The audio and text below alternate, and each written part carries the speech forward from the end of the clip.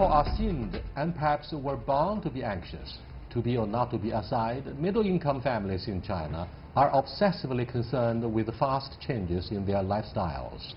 Such sentiments get more serious as young consumers compete to find the purpose and meaning of life in a transitional society.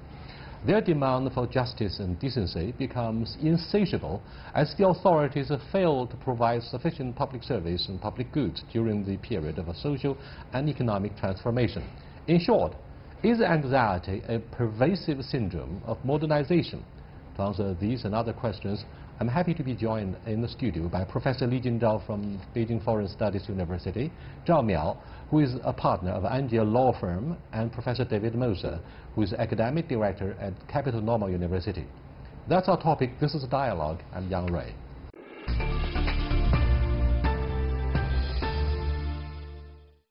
Welcome to Dialogue. First of all, let's have a clear definition about what is called the middle class, which, however, is a sensitive phrase in Chinese society. We prefer to call this class middle-income families. So what do you think should be the hallmarks that characterize this group of the society? Middle class probably is the most elusive topic and a daunting task to define for sociologists.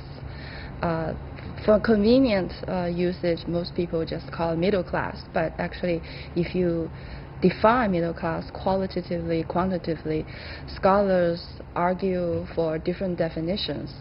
In China, the definition has been in use since the 1990s, and who makes up the middle class has been changing, and the dominant features also changing. So the most popular definition would be given by Lu Xueyi, who used to be the director of Social Science Institute at Social Academy. And he says in China there are altogether 9 strata or 9 classes. So the middle ones would be the upper middle and the middle and the lower middle. So there are 3 sectors of middle class. Most of them are urban professionals, big city, white collar employees. But Zhao Miao, do you agree with his do you agree with her definition, or the definition by Professor, what's his name? Lu Xueyi. Lu Xueyi. Okay. Well, to me, that definition is a little bit overcomplicated or sophisticated. To me, I would just rather use this other set of terms like white collar, blue collar, and then rich class or wealthy families. To me, basically we can divide all the groups into these groups, other than previously we see working class, middle income class, and then upper middle class. But actually all the middle income class, they have to be part of the working class. So I thought maybe white collar, blue collar is better distinction to actually divide the groups if we have to. And I read about the traditional kind of definition in terms of quantitatively, it's 150,000 Chinese yuan. If you have an individual income above that, that actually puts you in the category of a middle class people.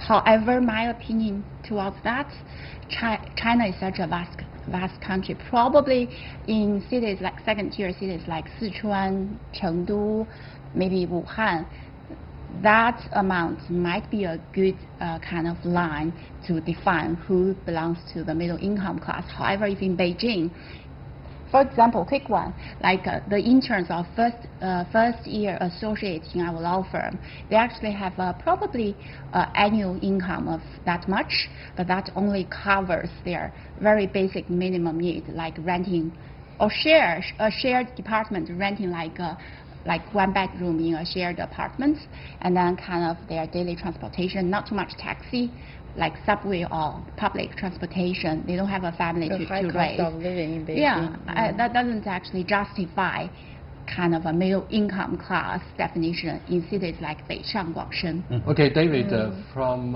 your observation as a foreigner here, do you think it's a little bit sensitive, and in fact China is not ready yet to feel comfortable with a concept that we borrow from the West, the middle class?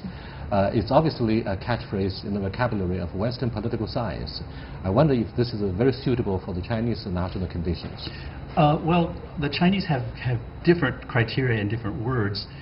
a word that I'm not sure our foreign audience will know is xiaokang, Yeah. which is well-to-do society. a moderately well-off or well-to-do moderately society. prosperous. The reason is that China, in the last few decades after 1949, has more been interested in lifting people out of abject poverty. So that's been the goal. Creating a middle class is something that really only happened after the reform and opening up, Right. and especially in the 1990s and the 2000s. Now China has created a middle class, and there's lots of economic inequality, and they're still raising people out of poverty. So they have several different kinds of goals that don't apply in the United States, because there's also an urban-rural divide Right. in China, which is quite drastic. Very It's drastic. quite significant. Whereas in the United States, rural incomes are comparable with city incomes. So it's very hard to make but I think most Chinese who are middle class are very concerned with this term for precisely the reasons that Professor Zhang was talking about, or no, lawyer Zhang, I guess. Echo, yeah. Which is that they may say they're middle class, but they don't feel they're middle class because they're spending the money they have doesn't go as far as it should. Yeah. Well, another clear definition about the so-called middle class or middle income social groups in China could refer to those people who are well educated, who have a stable job, whose demand for sense of justice and rule of law would characterize their increasing concerns in a transitional society. Let's focus on the issue of anxiety. Why do you think media, traditional and new media alike, start to use this oft-quote catchphrase to describe the sense of restless and uneasiness during the period of transformation? Perhaps these issues have a lot to do with education, opportunities of education, healthcare, rule of law in lawsuits. So what do you think should be the root cause behind the growing sense of anxiety? Well, this chunk of the population caught in the middle, by the way, according to Professor Li Qiang, it makes up about 19.2% of the population. At current stage, we have 19.2%. That little? Yeah. So China, the problem now is, in spite of all the economic development, we are still not a middle-class society.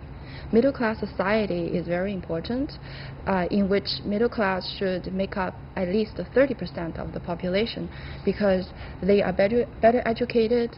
They would seek for social changes more through legal and rational measures. So they should be the pillars of the society, and they also lead the development of social values. In terms of anxiety, they are caught in the middle.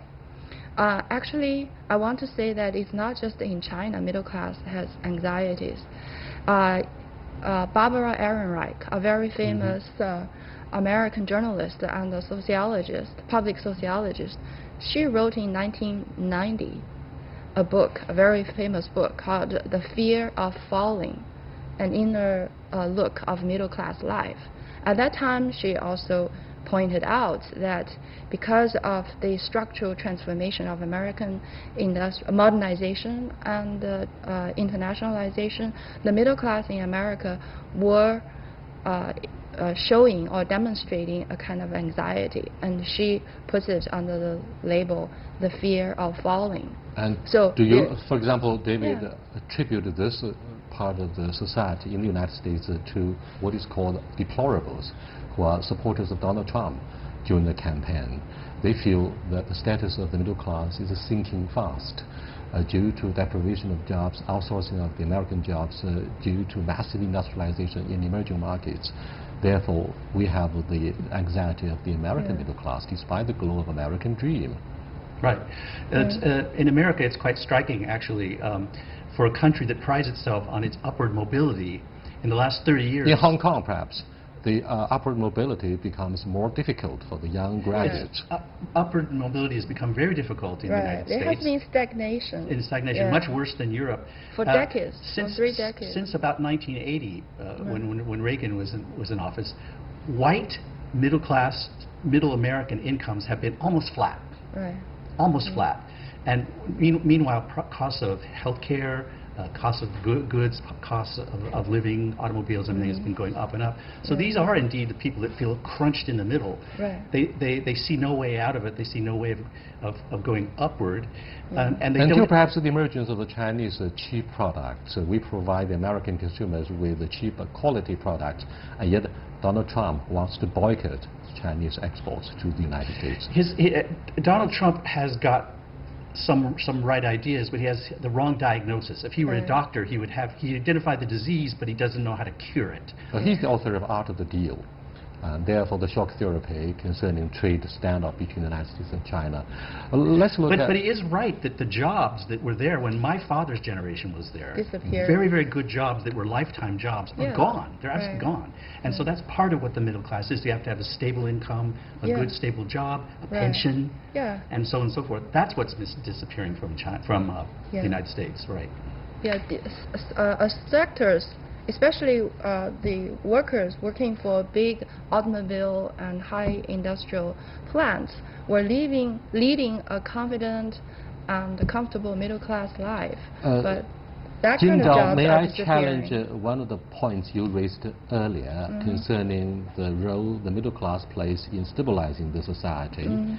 You look at the clashes between the yellow shirts and the red shirts in Thailand. One side goes to the middle class, who supposedly enjoy stable life, very good education. Now, this driving force behind the social instability leads me to the theories of Professor Simon Huntington from Harvard University. He says modernization is unstable, but modernity is. And therefore, during the transitional society, he argues, it is the middle class whose demand for rule of law and sense of justice that often contributes to social instability and a lot of street protests, as part of the Arab Spring, for example. And a lot of the young democracies also go through the same period of instability.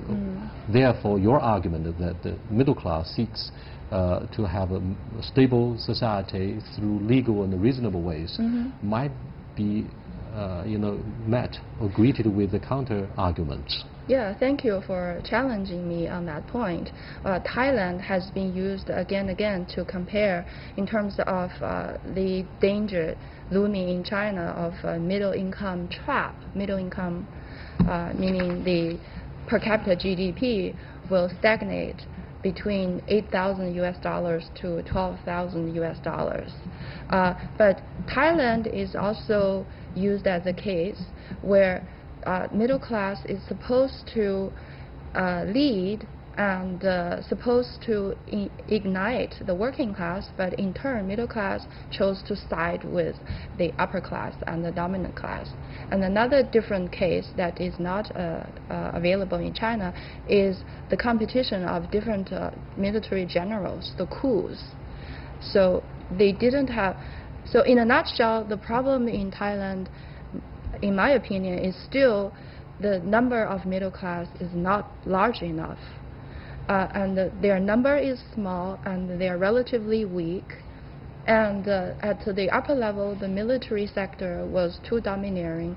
And then the middle class, the small, weak middle class, failed to lead and to inspire the vast majority of the lower class or the working class people. You're watching Dialogue with Li Junzhao, Zhao Miao, and David Moser. We're discussing the problem of anxiety that characterizes a typical transitional society, not necessarily an olive-shaped society like most of the European countries and in North America. We'll be back in a short while. Stay with us, please. Balance between housing prices and disposable income contributes to the middle class anxiety as they are struggling to buy a home in big cities or buy an automobile. How does owning a home provide enough security or give rise to other concerns? Zhao Miao. Actually, in big cities, I think the younger generation, especially before they actually start up a family or actually having kids, renting options actually are good options. Actually, they have more freedom, they can save time and kind of all lifestyles they actually choose to. But is that what happens in the United States or other industrial nations? Instead of buying a home, they prefer to rent.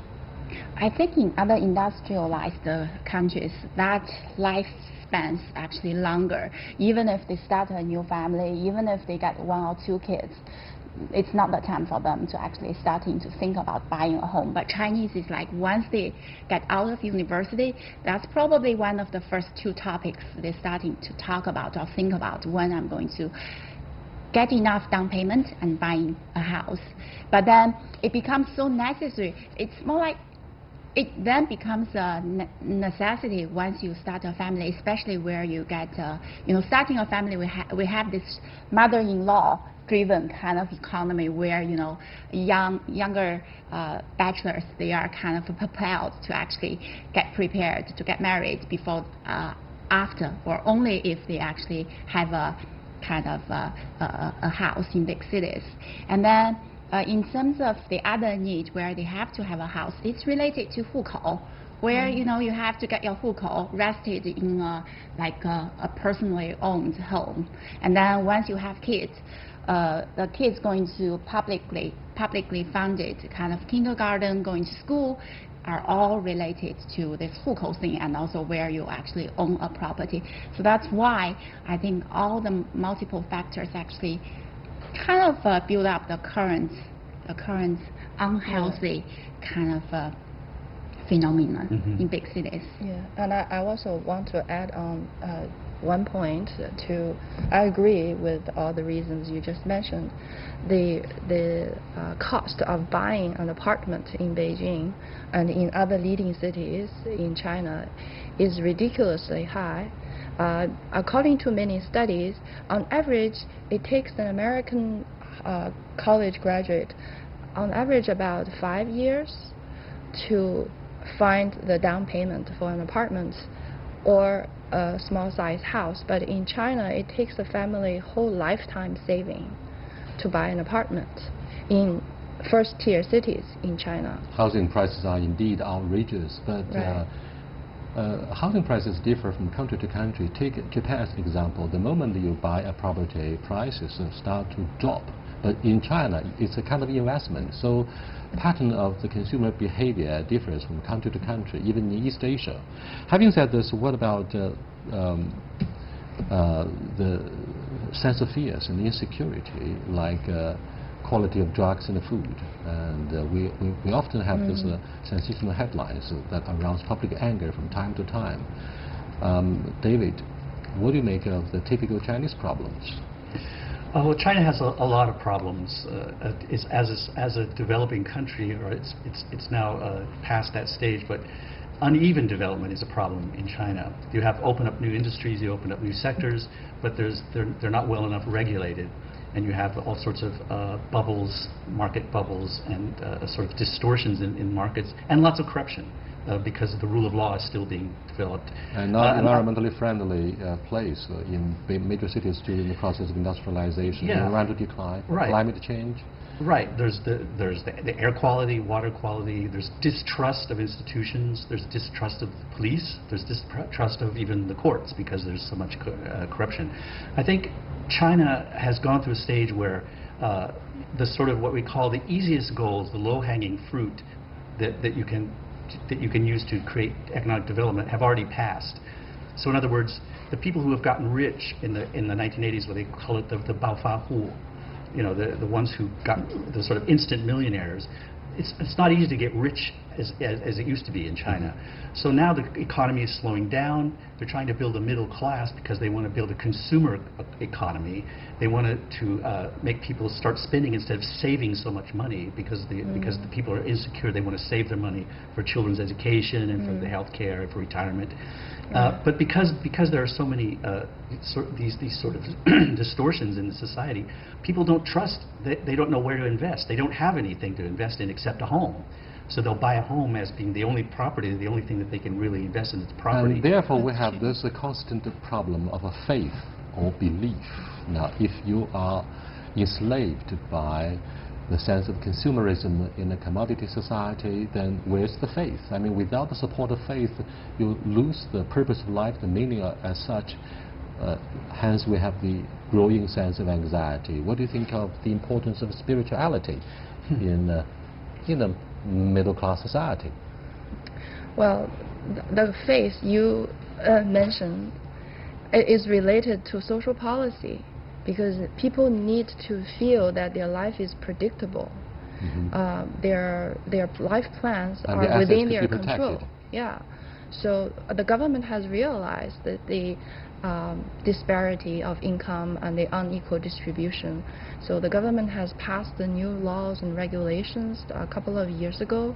So the central government has realized it's very important to enlarge the middle class sector of the population. To do so, it's very important to carry on deeper, further structural reform in legalization of like how to start small-time business and how to provide social services. In the United States, which is said to guarantee freedom of individuality. But you have the First Amendment and also the Second Amendment. The First Amendment protects the freedom of the press, but the Second protects one's rights to bear firearms. However, the possession of firearms doesn't guarantee 100% security. Look at gun-related violence, which is so prevalent in the United States. You don't have this absolute sense of security in the streets of China, right? You don't face this constant threat of being threatened with a gun pointing to your head at a close range. So you see the two sides of the same coin. You have the rights, but you have the growing anxiety of not being safe in the United States. This is part of, you started out by linking modernization with anxiety. Is this the problem? With modernization comes a sort of a deterioration of the norms, of the sort of the glue and the cohesiveness that holds society together.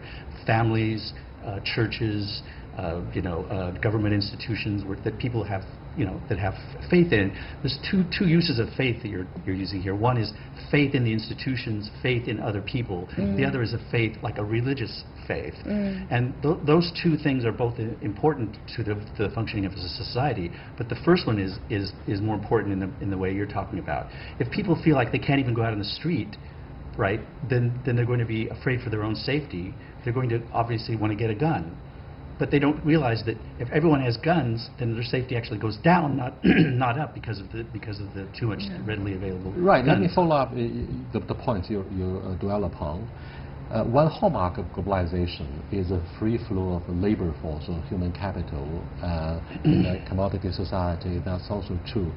However, don't you think this sense of not having a fixed place to settle, the constant flow of the human resources and the change of job would often create a sense of insecurity, which adds to or fuels the public anxiety? It's true to a certain extent. If you're constantly moving, if you're always mobile, it's really hard to have a feeling of belonging to a place or settling down. The sense of belonging, exactly. Yeah. But I would say that we always associate anxiety with modernization, but in traditional society, you have different kinds of anxiety. You're forced to be homogeneous. You're forced to grow along this fixed script already written for you by the general society. You do not have that many choices. You do not have the excitement of challenging the unforeseen future. So, I mean, there are different kinds of anxiety. We're going to conclude this very meaningful discussion about the anxiety of the middle class. Very quickly, can I have a short reply from each of you three panelists concerning the therapy? Okay, we've been talking about the syndrome, the problems, the issues themselves, the concerns. But what are the remedy and the therapy? Do you think friendship, religious belief, legal means? What is the most effective therapy? Starting from David Moser. It's a difficult question. There are obviously many, but I think one large one that has to do with globalization is income inequality. That many people get the feeling that they're not winning. They're not one of the beneficiaries of all of this progress. And I think that is the reason why Trump was elected, is why you see the neoliberal order collapsing around the world. People get a sense that, yes, look, a lot of people are getting rich, there's all this progress, why do I still feel insecure? Why is my income not enough? In Chinese we have a popular saying, 不患寡, 为患不均. You are most concerned with inequality instead of a scarcity of goods. Right. So being equal and fair play is so important. Right. For tenets of the society or inclusive of the society. Zhao Miao, what are your thoughts about the therapy? I think in terms of the therapies, three directions. One is definitely the current controlling policies on housing. I think that's the right path. And then China internally, we have to come up with a way to boost the economies to avoid any stagnation. I think controlling on housing, the price of housing actually, it's no longer an investment tool. That idea will need to get fixed and get actually spread it in the market. The society will need to reach consensus on that front. And the second one is, because I'm a lawyer, I actually pay a lot of attention to tax reformation. Tax reforms.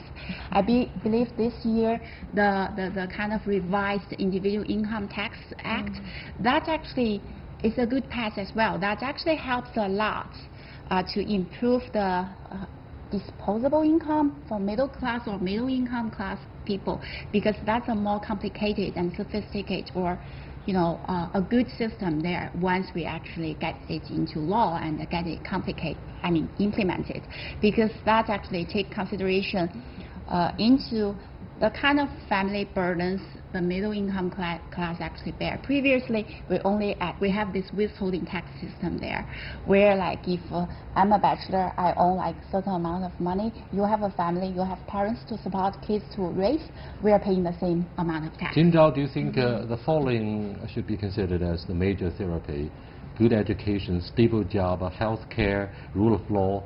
These combined will create a sense of security and being secure in China. I totally agree. I think these are well. the key points, but above all, we should not be too driven by this upward mobility as a motor. I think every working person should have his or her dignity. I think working class people, they should not feel that if they do not reach to the middle class, their life will be all a total failure. The society, the government should provide minimum dignity and welfare. Dignity of individuals is very important. Yeah. However, Zhao Miao put her finger on an important issue that all of you ignored. The current trade war between the United States and China. Many people in China say this will be the end of the world. Come on. Life will continue. China will survive, if not thrive, in the foreseeable future, despite the defiance of Donald Trump and the devastating trade war that will wreak havoc with the rest of the world, the economy in particular. I'll see you next time. Until then, goodbye.